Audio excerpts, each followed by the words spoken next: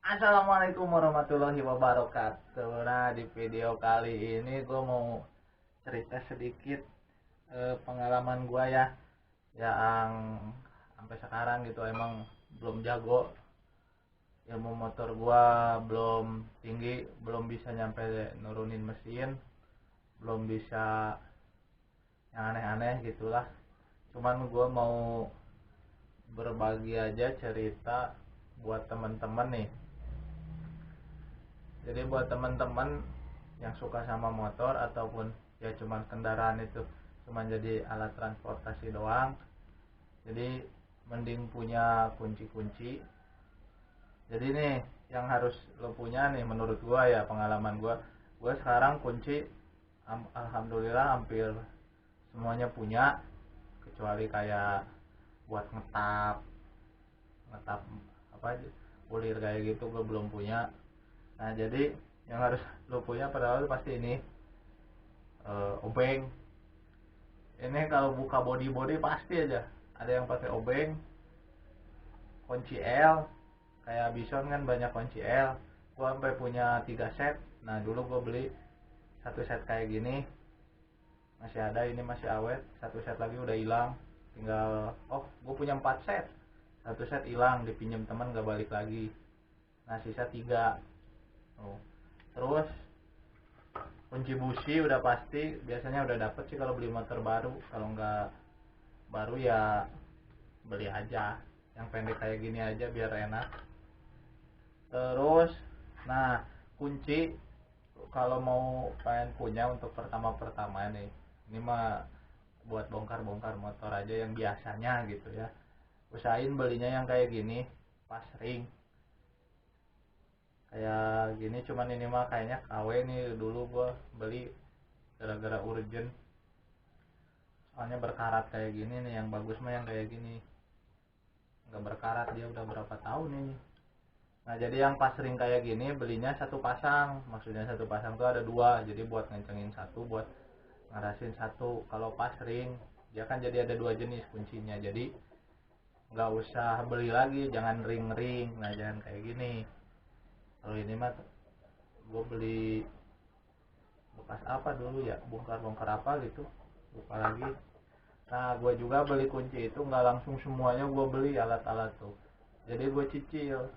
Misal hari ini buka ini, buka head ya, buka kepala, oh ternyata ada kunci ini, baru gue beli. Cuman emang kalau kayak gitu harus pas lagi punya duit baru bisa beli. Kalau niat langsung beli semuanya ya nggak apa-apa, cuman kadang menurut gue nggak ini apa, jadi pemikiran kitanya belum cukup buat buat buka ini buka ini buka ini kayak gitu, belum nyampe lah ke situ.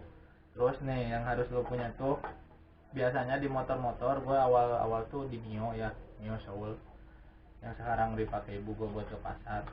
Yang gue beli tuh ini nih, kunci 14 2, terus ini kunci 12 2, terus kunci 10.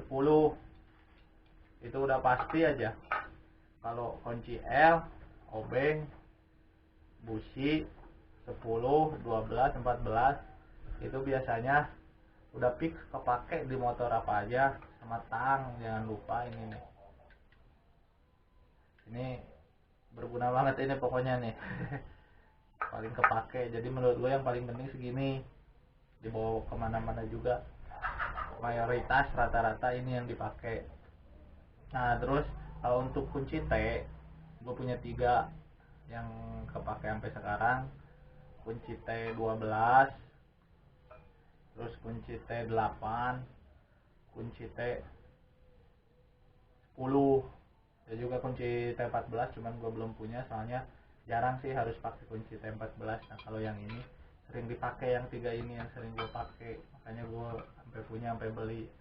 Nah jadi kalau ini kenapa bisa panjang segini, jadi biasanya kalau awal-awal buka motor itu yang masih baru gitu ya, bukan otomotif doang sebenarnya mah, harusnya yang punya motor itu ngerti sama kondisi motornya sendiri kayak gitu.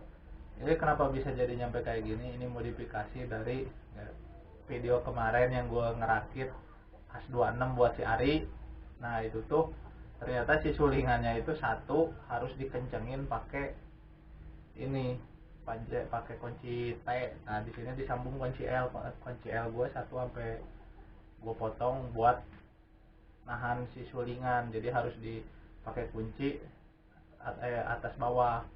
Kalau yang satunya nggak usah pakai kunci ditahan ya, dari dalam dia udah kencang sendiri, gampang. Jadi intinya mah ulirnya kurang bagus lah kemarin tuh.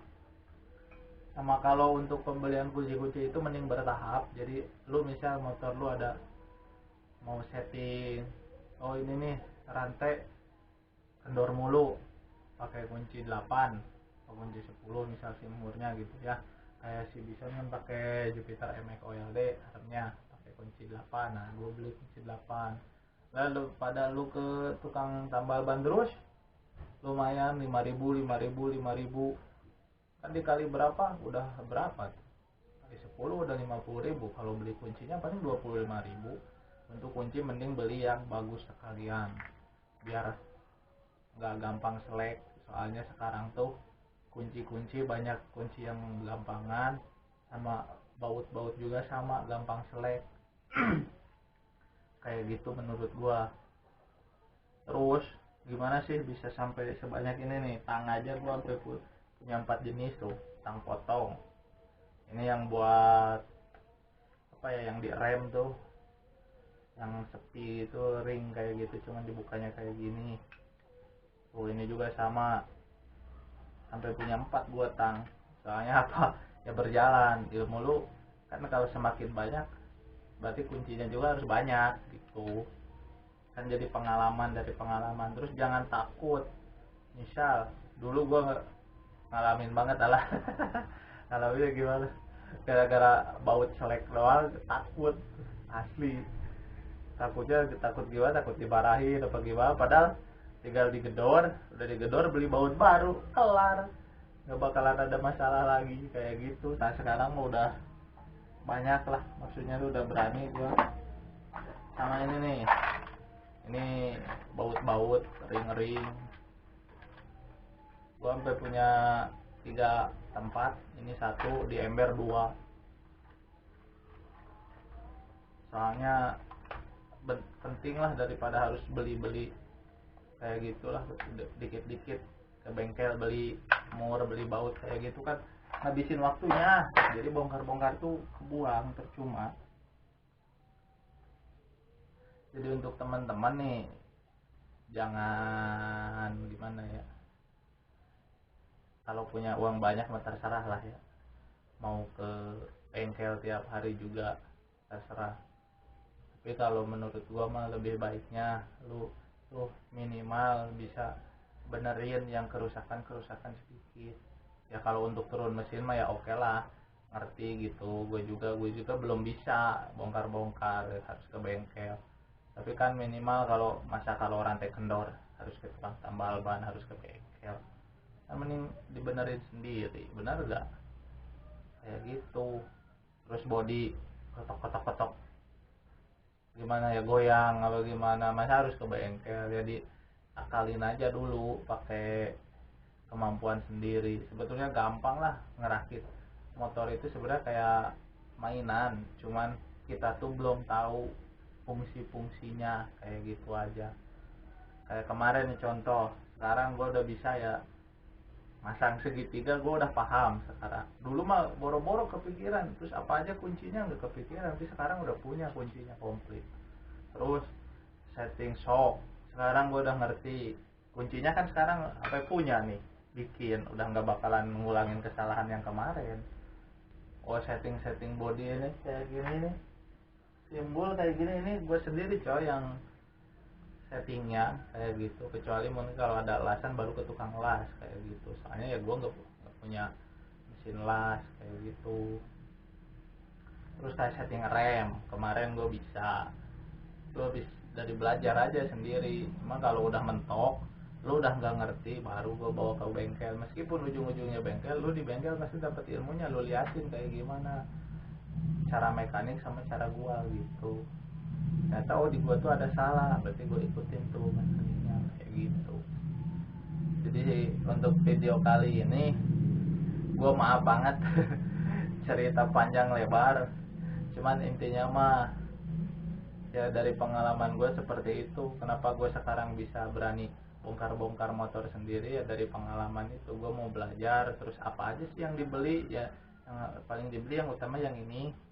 Kalau yang ini yang di belakangnya kayak kunci Inggris, terus gergaji, terus apalagi nih, palu, kunci yang lain, ukuran yang lain gitu ya. Itu mah ya menyesuaikan aja sesuai pas apa sama yang lu mau buka, mau lu benerin kayak gitu.